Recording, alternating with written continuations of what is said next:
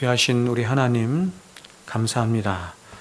이 시간도 주님 우리들에게 말씀을 들려주실 때 겸손한 마음으로 주의 말씀을 잘 들을 수 있도록 주의 성령께서 우리 각자의 마음에 함께 하시고 역사하여 주시옵소서. 예수님의 이름으로 기도하옵나이다. 아멘.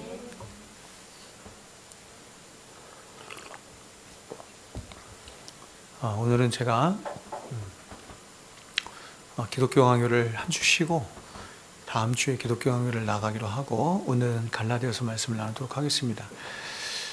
기독교 강요를 이제 본격적으로 나가려고 준비를 하다 보니 서론적인 부분, 이제 우리가 서론 두 번 나눴는데 서론적인 부분을 좀 더 제가 나누고 싶은 게 있는데 조금 제가 더 살펴볼 것이 있어서 또 월요일날 제가 서울에 갔다 오는 바람에 좀 시간이 좀 부족했습니다. 그래서 다음 주에 서론적인 부분을 좀 더 살펴보고 그리고 기독교 강요 본론으로 들어가도록 하겠습니다. 오늘은 교회의 표지라는 제목으로 하나님 말씀 함께 나누도록 하겠습니다. 자, 오늘 본문 말씀은 굉장히 유명한 말씀이죠. 굉장히 유명한 사건입니다. 이 사건의 이름을 안디옥 사건이다 이렇게 불러요. 안디옥 사건. 신약교회의 가장 대표적인 두 인물이 있다고 한다면 그 두 사람이 바로 바울과 베드로죠. 바울과 베드로인데 이 바울과 베드로가 충돌한 사건입니다. 아니 더 정확하게 말하면 충돌했다라기보다는 바울이 베드로를 공개적으로 책망한 사건이 바로 이 안디옥 사건입니다. 우리가 사도행전을 보면 사도행전의 앞부분, 그렇죠? 사도행전 아닙니까? 사도들의 행전 이렇게 되는 거죠. 그래서 앞부분을 딱 보면 1장부터 10장, 13장까지는 주로 이 사도 베드로를 중심으로 한 이 복음의 행전이 펼쳐집니다. 그래서 이 앞부분을 1장부터 12장 혹은 13장까지를 베드로 행전이다 이렇게 부르기도 해요. 그리고 이제 중반 이후부터 그러니까 사도행전 13장부터 이후로는 이제 바울을 중심으로 하는 이방인 사역이 주를 이루게 됩니다. 그래서 이것을 또 이름 붙여서 바울 행전이다 이렇게 불러요. 그러니까 사도행전을 둘로 나눠서 앞에 부분은 베드로 행전, 베드로와 함께하는 11사도의 행전 이렇게 더 정확하게 말할 수 있죠. 뒤에 부분은 사도 바울을 중심으로 하는 이방인들을 향한 선교, 그래서 바울 행전 이렇게 말할 수 있습니다. 그러므로 바울과 베드로는 초대교회의 가장 중요한 두 인물이자 신약교회의 기초를 놓은 가장 대표적인 사도들이다 이렇게 말할 수 있습니다. 그런데 바울은 베드로에 비해서 상대적으로 연령도 낮고 사도도 더 늦게 된 사람입니다. 그리고 정통성으로 말해도 베드로는 예수님과 함께 3년 동안이나 동고동락하며 예수님으로부터 직접 가르침을 받은 바로 예수님의 12제자들 가운데서도 최고의 수제자가 바로 이 베드로였습니다. 자, 그러나 이에 반해서 바울은 예수님의 12제자들 가운데 속하지도 않아요. 12제자들 가운데 속하지도 않을 뿐만 아니라 겨우 예수님이 나중에 돌아가시고 난 후에야 겨우 나중에서야 부활하신 예수님을 만나죠. 부활하신 예수님을 자신의 고향 다메섹으로 가는 도중에 거기서 만나죠. 거기서 만나서 거기서 회심하고 거기서 사도로까지 임명을 받은, 그래서 사도로 말하면 베드로보다 아주 까마득한 가장 후배 사도 혹은 막내 사도다 이렇게 말할 수 있습니다. 그런데 이런 바울이 그것도 공개석상에서 예루살렘 교회의 최고 수장이자 최고 연장자인 베드로를 꾸짖고 책망하는 일이 지금 있는 것입니다. 자, 그러면 과연 어떻게 해서 이렇게 비상식적이면서도 비정상적인 일이 발생할 수 있었던 것일까요? 우리가 이 사건을 잘 해석하고 이해하기 위해서는 오늘 본문에 나와 있는 중요한 한 단어에 주목해야 되는데, 먼저 11절을 같이 한번 읽어보도록 하겠습니다. 11절을 보면 이렇게 말을 합니다. 같이 읽을까요? 시작. 게바가 안디옥에 이르렀을 때에 책망받을 일이 있기로 내가 그를 대면하여 책망하였노라. 여러분, 여기서 게바는 베드로를 말하는 것이죠. 게바는 베드로를 말하는 것입니다. 그런데 바울이 안디옥에 이르렀을 때에 베드로를 책망할 일이 있어서 베드로를 책망하였다. 이렇게 사도 바울이 지금 갈라디아 쓴 사람이 사도 바울이니까 직접 말하고 있는 것이죠. 그런데 이렇게 까마득한 후배가 선배를 책망하는 것도 참 어색하고 기가 막힌 일인데 14절을 보시면 모든 사람들이 보는 앞에서 아주 공개적으로 이루어진 거예요. 공개적으로 지금 바울이 베드로를 책망하고 있어요. 자, 14절 보세요. 그러므로 나는 그들이 복음의 진리를 따라 바르게 행하지 아니함을 보고 모든 자 앞에서, 사람들 앞에서 게바에게 이르되 네가 유대인으로서 이방인을 따르고 유대인답게 살지 아니하면서 어찌하여 억지로 이방인을 유대인답게 살게 하려느냐 하였노라. 이렇게 말하고. 여러분, 그렇다면 바울이 왜 이렇게 상식에 어긋나는 예의 없는 행동을 한 것일까요? 그렇죠? 베드로는 예루살렘 교회 수장이에요. 사도 중에서 가장 막내 사도가 바울이고 나이로 봐도 굉장히 좀 한참 밑에 있는 그런 바울인데 어떻게 이렇게 예의 없는 행동을 했을까? 그 이유가 12절과 13절에 나옵니다. 이렇게 말해요. 야고보에게서 온 어떤 이들이 이르기 전에 게바가 이방인과 함께 먹다가 그들이 오매 그가 할례자들을 두려워하여 떠나 물러가매 남은 유대인들도 그와 같이 외식함으로 바나바도 그들의 외식에 유혹되었느니라. 그러니까 무슨 심각한 문제가 지금 발생한 거예요. 누구 때문에? 베드로 때문에. 그래서 그 문제 때문에 지금 책망하고 있는 것이죠. 여러분, 지금 우리가 읽은 말씀 가운데 바울이 이렇게 행동을 하게 된 가장 핵심적인 한 구절이 뭐냐면 그것이 바로 함께 먹다가라는 말이에요. 함께 먹다가라는 말. 여기서 먹다가라고 하는 히라보 슈네스 뒤에는 어떤 거냐면 미완료 동사예요. 미완료 동사. 히라보에서 미완료 동사는 뭐냐면 단회적인 사건을 말하는 것이 아니라 계속해서 반복적으로 규칙적으로, 그러니까 아침 먹고 점심 먹고 저녁을 먹고 계속 이렇게 반복적으로 먹잖아요. 그런 것을 말할 때, 그런 습관적인 것을 말할 때 미완료 동사를 써요. 그러므로 이 먹다가라고 하는 말은 베드로가 이방인과 함께 어쩌다가 한번 우연히 함께 한번 식사를 하게 된 것을 말하는 것이 아니라 이방인들과 식사를 했는데 어떻게 했냐면 반복적으로, 규칙적으로, 자주, 그렇죠? 그러니까 이방인을 이렇게 친구처럼 여기면서 그렇게 자주 식사를 했다, 이렇게 하는 말이에요. 자, 여러분, 오늘날 우리는 누군가와 함께 식사를 하는 거 별로 크게 대수롭지 않습니다. 별로 그렇게 크게 문제가 되지 않습니다. 그러나 이 당시 히브리 문화 속에서 식사를 함께 하는 것은 굉장히 민감한 문제였습니다. 굉장히 민감한 문제였습니다. 왜냐하면 이 당시 유대인들은 자신들은 선택받은 민족이라고 생각했기 때문에 절대로 식사를 같이 해서는 안 되는 사람들이 있었어요. 그 가장 대표적인 사람들이 누구냐면 이방인들이고 죄인들이에요. 그래서 이들은 구약의 율법 외에도 300가지가 넘는 자신들이 만든 규정들을 가지고 이방인들과 자신들을 이렇게 분리시키는 일을 한 거예요. 그래서 바리새인이다라고 하는 말이 분리주의자 이런 뜻 아니에요. 그러니까 자신들과 사람들을 이렇게 분리시키는 거예요. 근데 무엇을 가지고 분리시키냐면 율법을 가지고 분리시키는데 특별히 자신들이 만든 율법이에요. 그런 자신들이 만든 율법을 뭐라고 불러요? 그걸 유전이라고 하는 거예요. 그걸 장로들의 유전. 많이 들어봤죠? 장로들의 유전이라고 하는 거예요. 그러니까 구약에 613가지의 율법이 있고 이것으로 만족이 못 돼서 다른 사람들과 자신들을 분리하기 위해서 또 다른 율법을 300가지나 만든 거예요. 그걸 장로들의 유전이다, 이렇게 말하는 것입니다. 그런데 이런 장로들의 유전 가운데 거의 70%에 가까운 규정들이 어디와 다 연결되어 있냐면 먹는 문제와 연결된 규정들이었던 것입니다. 이것을 뭐라고 하냐면 정결의식이다, 이렇게 불러요. 예를 들면 구약의 율법에 보면 먹어도 되는 음식이 있고 먹으면 안 되는 음식이 있죠.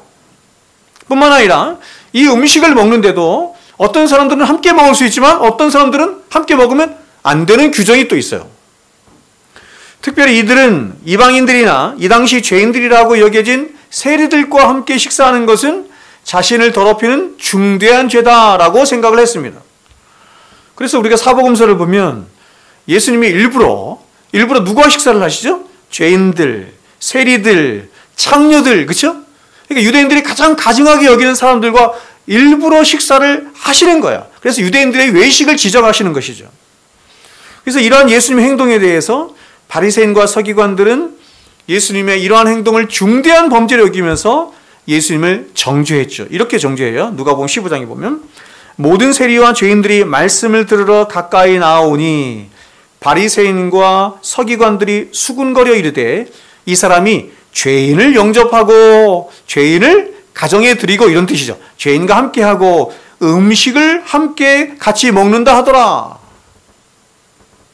죄인과 함께하는 것을, 그리고 죄인과 함께 식사하는 것을 고발하고 있는 거예요.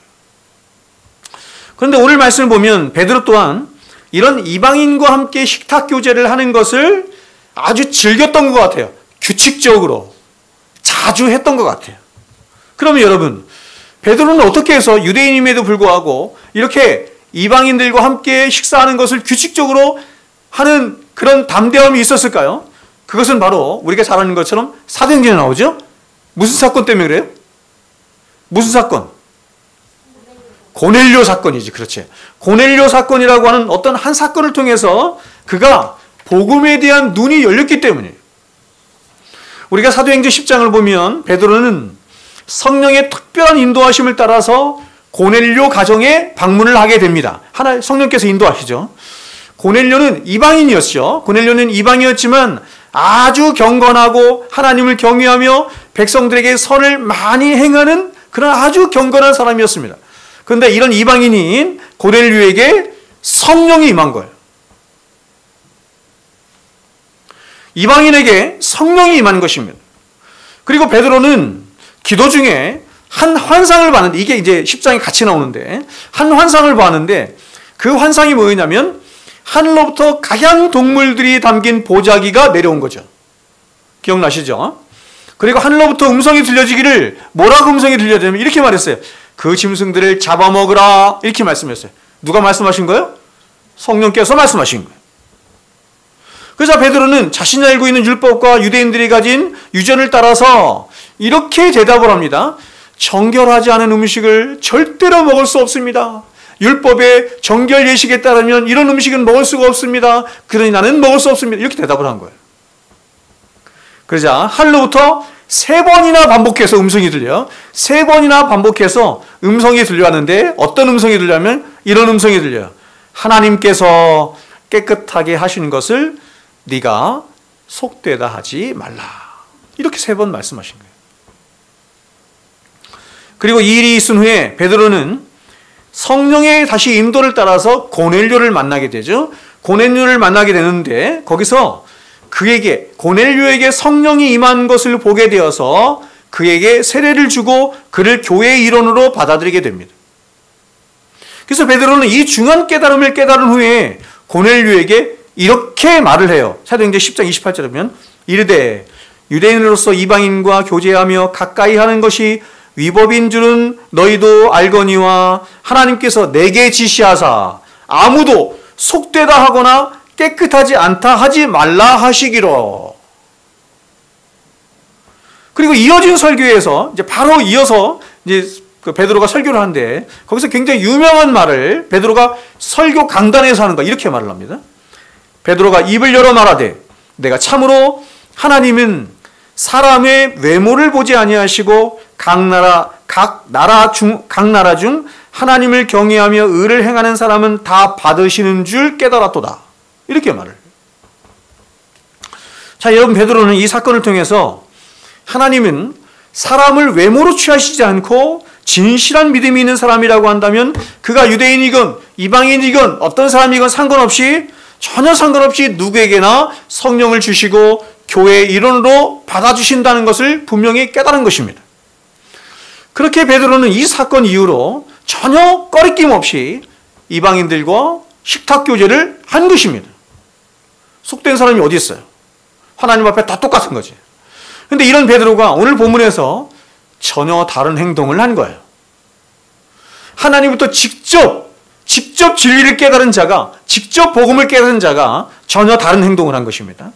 바로 야고보에게서 온 어떤 사람들이 오자, 야고보가 보냈다고 하는 어떤 사람들이 오자 베드로는 이방인들과 식사를 잘 하다가 갑자기 그 식사 자리에서 물러나고 만 것이에요.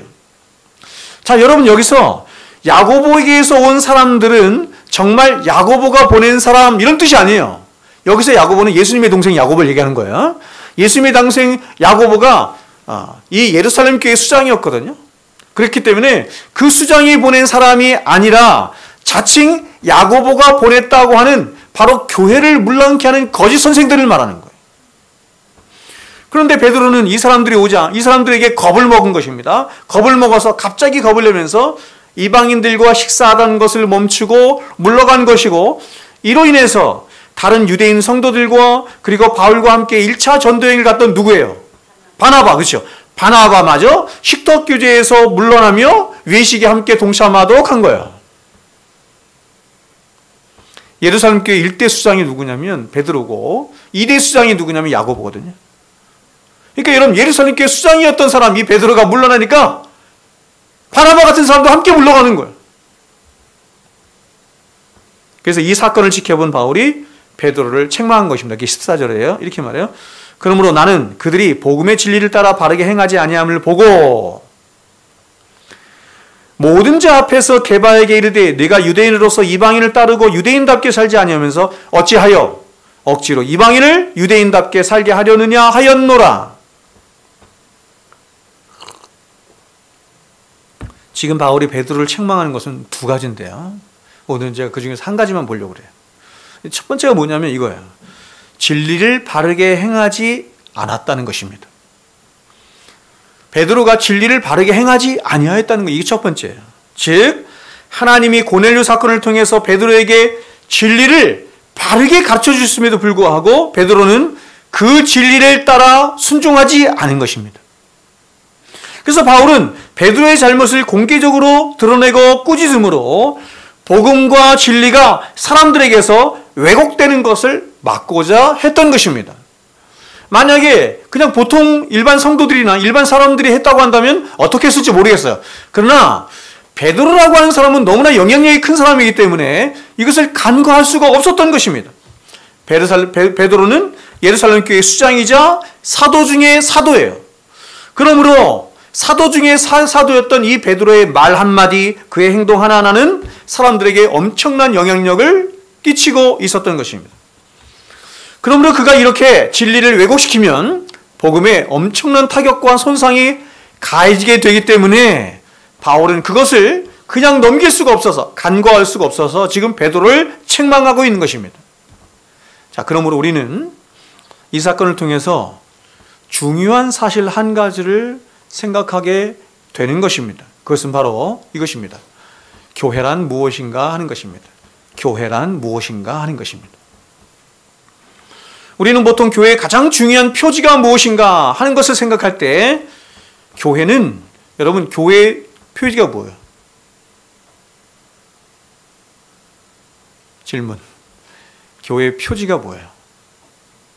제가 예전에 교회론 설교할 때 다 여러분께 말씀드린 건데, 교회는 속성이 있어요. 내적인 속성이 있고 외적인 속성이 있어. 내적인 속성만 제가 나눴는데 예전에 내적인 속성이 있고 외적인 속성이 있어. 그래서 이러한 그런 교회가 가진 속성 때문에 외적으로 갖고 있는 교회의 표지가 있어요. 세 가지 표지지. 그렇죠? 그렇죠. 주일날도 나눴죠, 우리가. 주일날도 나눴어요. 그렇죠? 하나님의 말씀과 성례와 권징, 이렇게 말했어요. 교회의 가장 중요한 표지가 뭐냐면 하나님의 진리의 말씀이에요. 보통 사람들은 교회 하면 가장 먼저 떠오르는 교회가 표지가 뭐냐 이렇게 생각하면 그것은 사랑이다 이렇게 생각한단 말이에요. 사랑. 교회의 가장 중요한 표지가 뭐냐, 혹은 기독교의 가장 중요한 표지가 뭐냐, 사랑이다 이렇게 말하는데 성경은 그렇게 말하지 않고 진리의 말씀이다 이렇게 말하는 거예요. 십계명만 봐도 십계명은 두 가지잖아요. 우리가 주일날 나눴던 것처럼 1계명부터 4계명까지 하나님 사랑, 5계명부터 10계명까지 이웃 사랑. 그래서 교회의 최고의 표지는 사랑이다 이렇게 말해요. 그죠? 주님도 여기에 대해서 말씀했잖아요. 율법사가 물었을 때 기독교는 사랑이 제일이다. 율법의 완성이 사랑이다. 기독교는 물론 사랑의 종교입니다.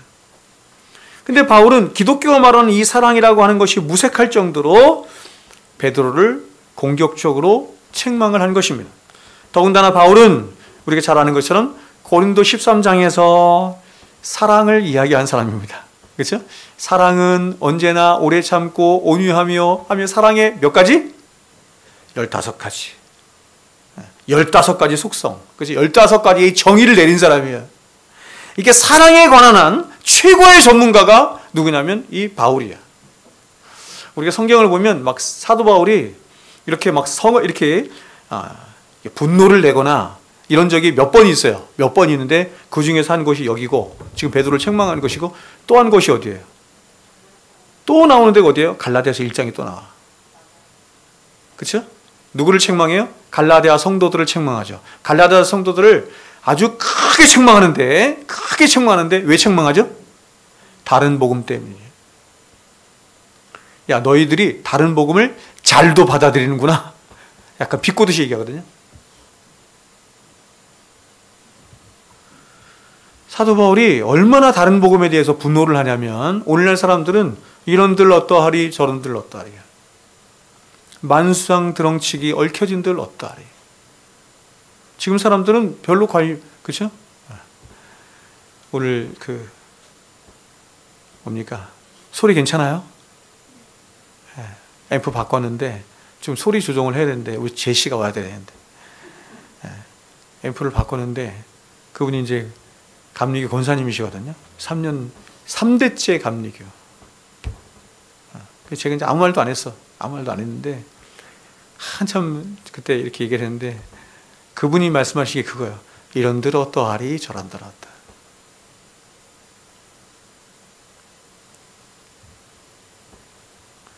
이런들 어떠하리 저런들 어떠하리 하면 큰일 나는 겁니다. 그렇죠? 사도 바울은 사랑에 관한 한 전문가야. 그래서 사랑장을 그가 쓴 거야. 사랑은 언제나 오래 참고. 그런데 이런 사도 바울이 공개적으로 베드로를 지금 정죄하고 있다고 한다면, 책망하고 있다 한다면 지금 이 문제가 얼마나 큰 문제인가 하는 것이 우리에게 들어.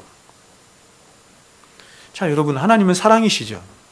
그리고 예수 그리스도의 십자가 또한 하나님의 사랑이 시킨 사랑의 결정체입니다. 하나님의 사랑 때문에 나타난 것이 십자가 사건이에요. 그리고 예수를 믿는 성도들의 믿음 또한 이 사랑이 전제되어 있지 않으면 그 믿음 또한 헛것이 돼요. 그래서 갈라디아서도 사도 바울이 얘기했죠. 그렇죠?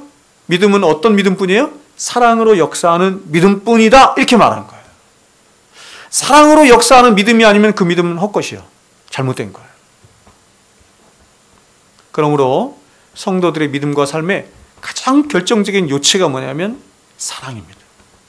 그러나 여러분, 그럼에도 불구하고 우리가 알아야 할 것이 뭐냐면 그것은 기독교가 말하는 사랑이란 우리가 흔히 생각하는 것처럼 그저 좋은 게 좋은 것이라는 식으로 하는 것이 절대로 아니라는 것입니다.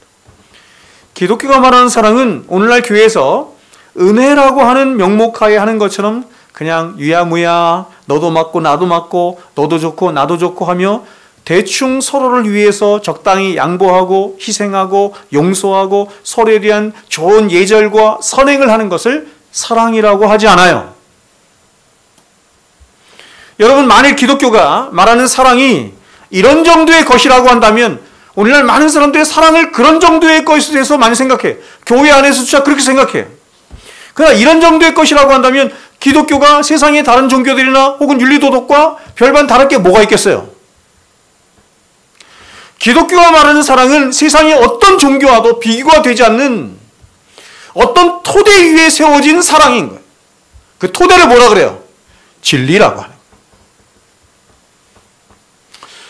복음이 가르치는 사랑은 진리가 전제되지 않은 채로는 절대로 있을 수가 없어요. 즉 기독교가 말하는 사랑은 목에 칼이 들어와도 절대로 포기할 수 없다는 그런 생명의 진리를 내포하고 있는 사랑이 바로 기독교가 말하는 사랑이에요. 그러므로 때로 상대방이 아프고 고통스럽다 할지라도 기독교가 말하는 사랑은 진리의 문제에 있어서만큼은 절대로 예, 아니요를 분명히 할 수 있어야 하는 것입니다. 그러면 여러분 왜 그렇습니까? 그것은 기독교가 말하는 사랑은 영혼을 통찰하는 사랑이기 때문에 그렇습니다. 즉 기독교가 말하는 사랑은 C.S. 루이스가 말한 것처럼 단순히 인간의 친절과 같이 그저 지금 당장 그 상대방의 어떤 고통을 제거해주고 위로해주며 그 아픔을 덜어주는 그런 피상적이고 어떤 한시적인 사랑을 말하는 것이 아니에요.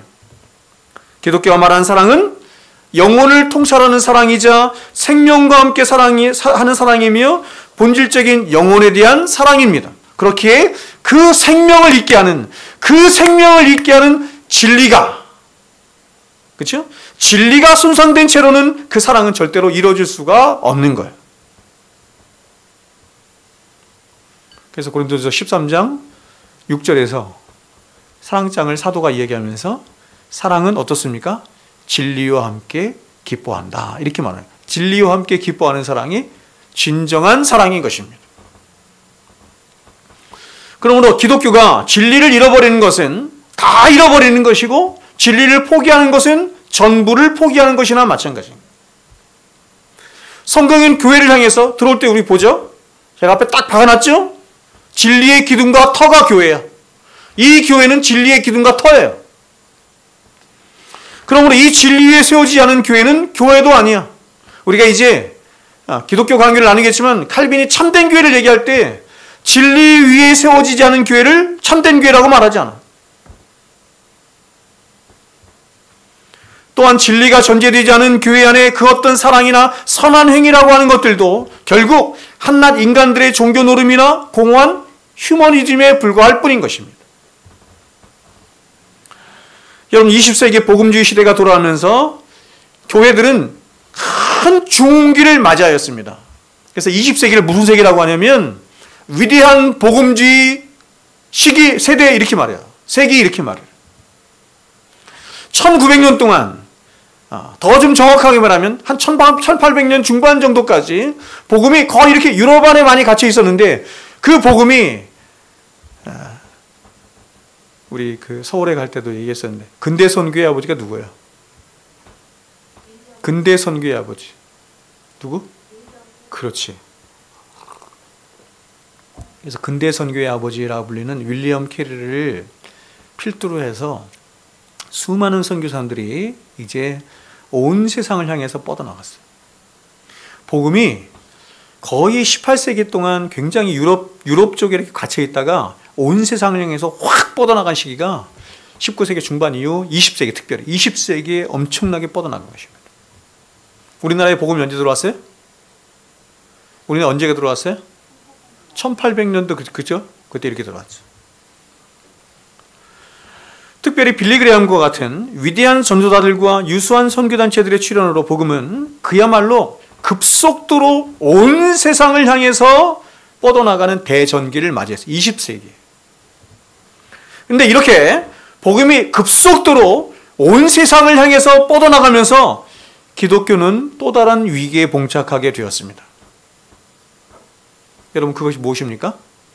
그것은 바로 기독교가 수천 년 동안 지켜온 신앙 고백들과 생명과 같은 교리들을 바로 선교라고 하는 이름하에, 그리고 연합이라고 하는 이름하에 너무나 쉽게 내려놓고 쉽게 포기하고 쉽게 변질시킨 거예요. 그래서 1900년대 중반에 영국을 중심으로 전 세계의 교회들이 한 운동이 있어요. 그 운동을 뭐라고 해요? 교회 연합운동, 교회 일치운동 이렇게 말해요. 그거를 여러분 많이 들어봤죠? 에큐메니컬 운동 이렇게 불러.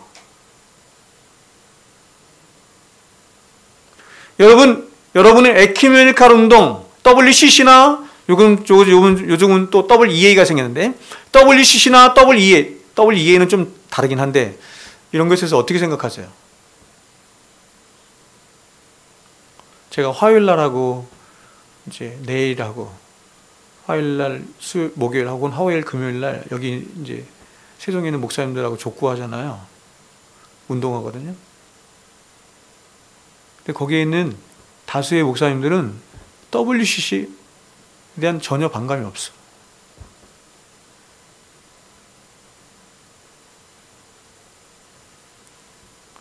제가 좀 더 수위 높게 여러분께 말씀을 드리고 싶은데 제가 좀 조심스러워서 그렇습니다. 이때 교회 연합 일치 운동을 할 때 영국 성교회, 영국 성공회죠. 그러니까 영국 국교도가 성공이니까 영국 성공회에 2명의 큰 영적 지도자가 있었어요. 그때 누굽니까? 바로 우리가 잘 알고 있는 대학생 선교단체 이런 데 가면 가장 많이 읽히는 책 중에 하나인데 제임스 패커와 존 스터트입니다. 제임스 패커와 존 스터트입니다. 이분들은 제가 가장 사랑하는 로이 존스 목사님보다 거의 20살 정도 아래예요. 20살 정도 아래. 그럼에도 불구하고 이들은 로이 존스 목사님과 가장 각별한 관계를 20여 년이 넘는 시간 동안 유지하며 좋은 동역자로 지내게 돼요. 제가 지금 여러분께 말씀을 드리는 이것의 출처는 뭐냐면 분열된 복음주의라고 하는 책이야. 거기서 말하는 거예요. 제임스 패커는 나중에 말하기를 뭐라고 말하냐면 내가 아는 한 로이드 존스만큼 위대한 설교자도 신학자도 없다 이렇게 말할 정도로 제임스 패커는 로이드 존스를 가장 깊이 존경했던 사람입니다. 그런데 교회연합과 일치운동이 온 세상을 향해서 퍼져나가면서 이들 안에서 분열이 일어나게 된 거예요. 즉 존 스터트와 제임스 패커는 교회연합운동과 일치운동, 이 에큐메니칼 운동, WC 운동 이런 데 찬성하며 로이드 존스와 나눠지게 된 거예요. 로이드 존스를 떠나게 된 거예요. 그리고 이들뿐만 아니라 영국 성공회의 거의 대부분의 목사들이 이 주류에 편승을 하게 돼요. 교회 연합일치운동에 편승을 하게 돼요. 우리나라도 마찬가지죠. 우리나라에 제가 있는 합동측과 통합측이 우리나라의 가장 큰 교단 아닙니까? 이 두 가지가 갈라지게 돼요. 1509년인가? 이유가 뭐냐면 WCC 때문이에요. 그러니까 WCC에 가입하고자 하는 사람들은 저쪽으로 가고 그 반대하는 사람들은 그냥 우리 쪽으로 오고 이렇게 돼요.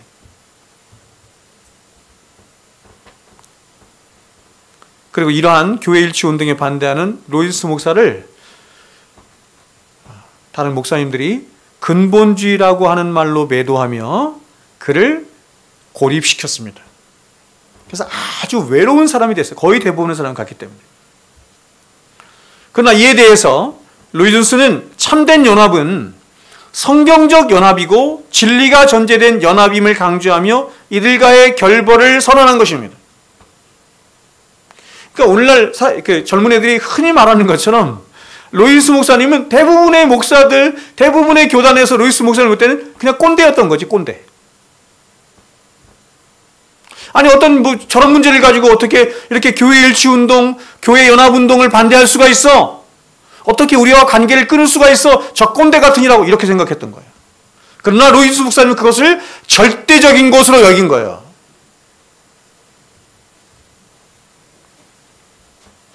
그는 이들을 향해서 이렇게 말을 합니다. 들어보세요. 우리가 물어야 할 것은 어떻게 하면 교회의 연합을 이룰 것인가 하는 것 이전에 그리스도인이란 과연 어떤 사람인가? 보세요. 이게 성경이 말하는 근본적인 질문이에요. 그리스도인은 과연 어떤 사람인가? 그리고 우리는 어떻게 죄 용서를 받을 수 있는가? 그리고 교회란 무엇인가? 하는 것이 되어야 한다. 그러니까 여러분 지금 이 세 가지를 질문했는데 지금 자신과 교회 일치연합운동을 하는 많은 사람들은 이 문제에 대해서 이 근본적인 물음에 대해서 어떻다는 거예요? 다른 대답을 하고 있다 이렇게 말하는 거예요. 다른 대답을 하고 있는데 어떻게 다른 대답을 하고 있는 사람들과 내가 같이 할 수 있느냐 이렇게 말해요. 성경이 말하는 가장 근본적인 문제인데 그리고 이러한 물음에 대한 참된 진리가 전제되지 않는 이상 나는 그 어떤 연합이나 일치운동도 거짓된 것이라고 믿는다. 이렇게 말하는 거예요. 아니, 꼰대 중에 꼰대지.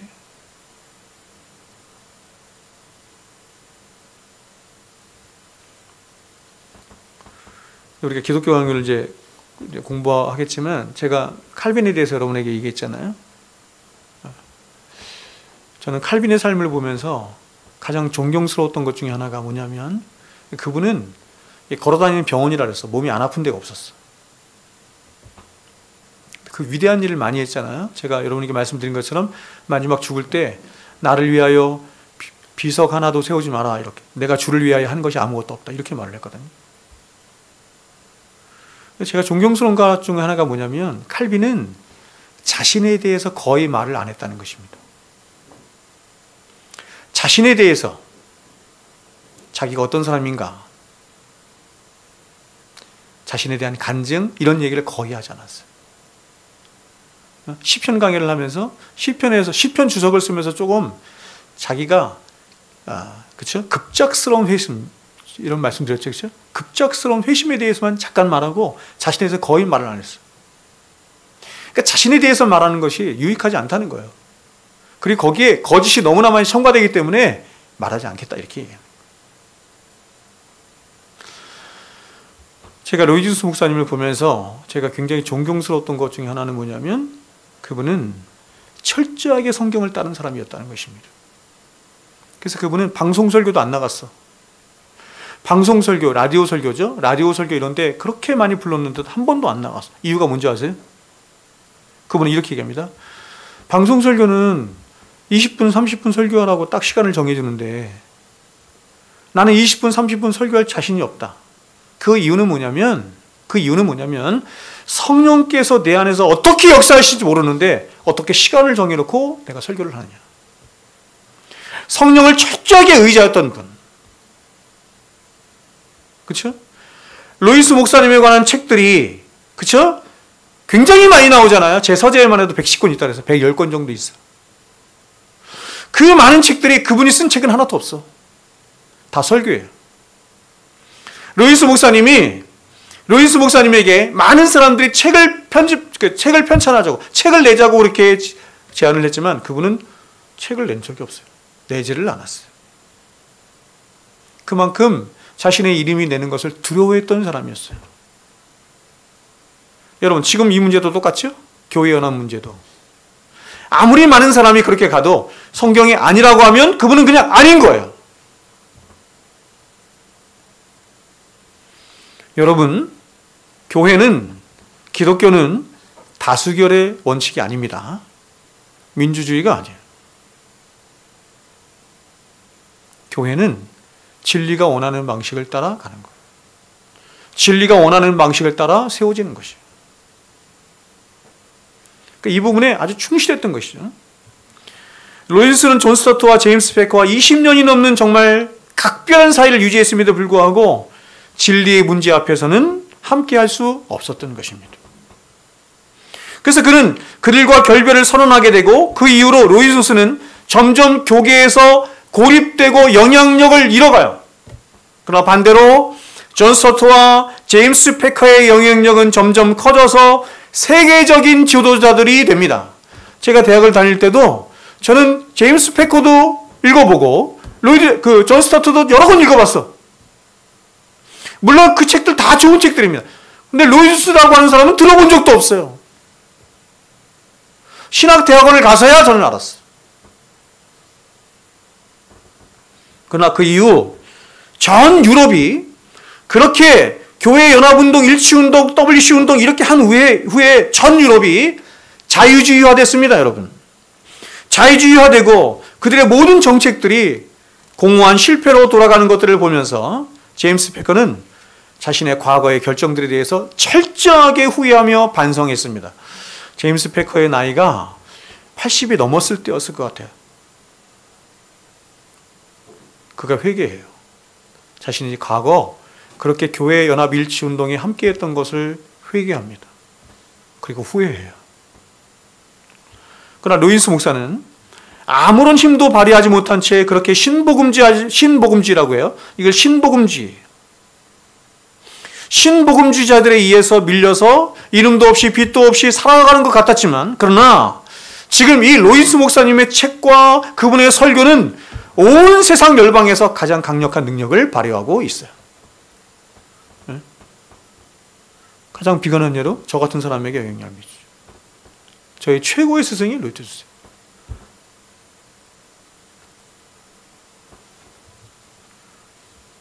여러분, 우리 그리스도인들은 얼마든지, 그리고 얼마든지 만인의 종이 될 수 있는 그런 준비를 하고 있습니다. 준비를 하고 있는 자들입니다. 그렇게 우리는 나서서 뭔가 내 이름을 내고 지도자가 되기보다 그저 이름도 없이 빛도 없이 정말 그늘진 곳에서 사람들을 섬기고 영혼들을 섬기며 희생하며 사랑하며 살기를 더욱 원하는 자들입니다. 그런 것 같아요. 하나님을 알아가면 알아갈수록, 진리를 알아가면 알아갈수록 무엇에 대한 두려움이 있냐면 커지는 것에 대한 두려움이 있고 이름이 나는 것에 대한 두려움이 있어요. 하나님 앞에서 어떤 게 복된 것이냐라고 생각할 때 정말 이름도 없이 빛도 없이 그것이 복된 것이다라고 하는 확신이 점점 들어.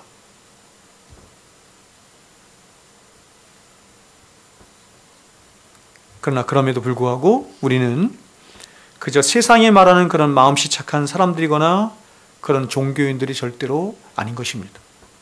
우리는 우리가 믿는 분명한 진리가 있기에 그 진리를 생명처럼 여기며 그 진리 위에 서서 그 진리가 원하는 방식으로 세상을 사랑하고 세상을 섬기며 영혼을 섬기는 자들이 바로 저와 여러분들인 것입니다. 이게 기독교죠.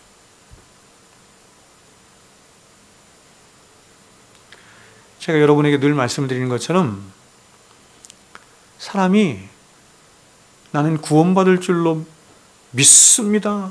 구원받을 줄로 확신합니다.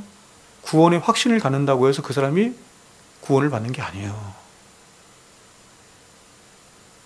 제 말을 잘 아셔야 돼요. 그럼 여러분 어떻게 해야 구원을 받습니까? 진리가 원하는 방식을 따라서 믿어야 되는 거예요. 진리가 원하는 방식을 따라 믿어야 구원을 받는 거예요. 모든 게 마찬가지인 거예요. 제가 늘 말씀드리지만, 그렇죠? 우리가 선을 행하되 진리가 원하는 방식으로 선을 행해야 그것이 하나님 앞에 아름다운 것이 되는 거지. 우리가 누군가를 사랑하되 진리의 토대 위에서 진리가 원하는 방식을 따라 사랑을 해야 그것이 진정한 사랑이 되는 것이지. 제가 늘 말씀드리지만 바리새인들은 세상 누구보다도 어떻게 했어요? 율법을 잘 지켰고 사랑의 실천을 많이 했던 사람들 아닙니까?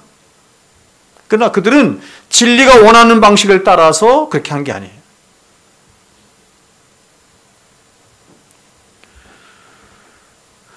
그러므로 여러분, 저와 여러분의 신앙을 우리는 그저 유야무야하며 아무렇게나 세워서는 안 되는 것입니다. 우리의 신앙에 절대적인 진리의 토대 위에 우리의 신앙을 세워야 하는 것입니다. 여러분, 기독교의 수천 년 역사 동안에 수많은 사람들이 순교의 잔을 마시면서 순교의 자리로 갔죠. 여러분, 어떤 사람들이 순교의 잔을 마셨을 것 같아요? 어떤 사람들이 그렇게 가장 결정적인 순간에 주님을 배신하지 않고 순교의 잔을 마시는 자리로 갔을 것 같아요. 네? 불 받아라 하면서 무슨 성령 체험하고 이런 사람들이 그랬을 것 같습니까? 그렇지 않아요, 여러분. 어떤 사람들이 여러분 그 죽음의 가장 결정적인 순간에도 주님을 배신하지 않고 순교의 자리로 가냐면 주님을 뜨겁게 사랑한 자들인데 어떻게 뜨겁게 사랑한 자냐면 절대로 부인할 수 없는 절대로 어떤 상황에서 부인할 수 없는 진리가 그 안에서 요동치는 사람이에요. 그 진리 가운데 주님을 사랑하게 된 사람이에요. 그러므로 여러분, 우리의 신앙을 진리 위에 세워야 하는 것입니다. 진리 위에 세워야 하는 것입니다. 마찬가지로 우리 사랑섬교를 세워나갈 때도 교회가 진리의 기둥과 터라고 말씀했던 것처럼 진리 위에 우리 교회를 세워나가야 하는 것입니다. 그래서 여러분, 아까 우리 시온성과 같은 교회 한번 보세요. 제가 보십시오.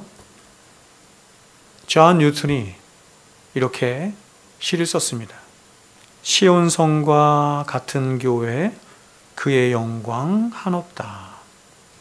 허락하신 말씀대로 주가 친히 세웠다. 그렇죠? 말씀으로 세운 거야. 교회는 말씀으로 세우는 것이죠. 반석 위에 세운 교회 흔들 자가 누구냐? 여기서 반석은 예수 그리스도를 말할 수도 있고 진리의 말씀일 수도 있는 것이죠. 반석 위에 세운 교회 흔들 자가 누구냐? 반석 위에 세워지지 않는 것은 언제든지 마태복음 7장에 있는 것처럼 바람이 나고 창수가 나고 폭풍이 일어나면 언제든지 무너질 수 있는 거예요. 그러나 반석 위에 세운 교회 흔들 자가 누구랴? 모든 원수 애워싸도 아무 근심 없겠네. 저와 여러분의 신앙을 그리고 우리 교회를 반석 위에 진리 위에 세워나갈 수 있기를 부탁을 드리며 축원을 드립니다. 기도하겠습니다. 우리들의 신앙이, 우리들의 교회가, 우리들의 가정이 진리 위에, 반석 위에, 말씀 위에 세워지는 우리들의 신앙, 우리들의 가정, 우리들의 교회가 되게 하여 주시옵소서. 하나님의 말씀을 생명처럼 여기며 주의 말씀을 주야로 묵상하며 즐거워하며 기뻐하는 자들 되게 하여 주십시오. 특별히 우리 자녀들 하나님 세상의 헛된 것들에 마음을 두지 않고 그런 것들에 눈을 빼앗기지 않고 하나님이 주신 눈과 또한 마음과 중심을 하나님 말씀에 두고 어렸을 때부터 젊었을 때부터 창조주 하나님을 기억하며 그 하나님 앞에서 말씀 앞에 살아가는 귀하고 복된 우리 자녀들 되게 하나님이여 축복하여 주시옵소서. 이제는 우리 구주 예수 그리스도의 은혜와 하나님 아버지의 사랑하심과 성령님의 교통 충만하심의 역사가 이제로부터 영원토록 항상 함께 있을지어다. 아멘.